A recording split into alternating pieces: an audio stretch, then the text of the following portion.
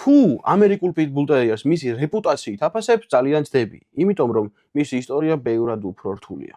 ამიტომ დღეს ვილაპარაკებთ ამერიკულ პიტბულ ტერიერზე.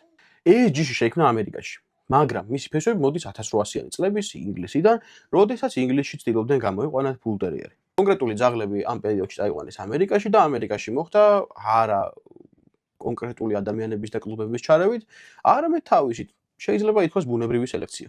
ის განვითარდა ბრიტანული ბულდოგისა და სტაფორდშირის სისხლის ძაღლებისგან. თავდაპირველად მისი მიზანი იყო, რომ ყოფილიყო სამუშაო ძაღლი და რაც ძალიან სამწუხაროა ეს არის ის, რომ მათი მთავარი დანიშნულება იყო ძაღლების ორთაბრძოლაში მონაწილეობის მიღება. თუმცა საბედნიერო დღეს აიკრძალა ამერიკაში და საქართველოშიც, გაიზარდა ჯარიმები და მივიღეთ დარჩენილი პიტბულ ტერიერები კარგ კომპანიონ ძაღლებად, ისეთებად როგორც ჩემი დიეგოა.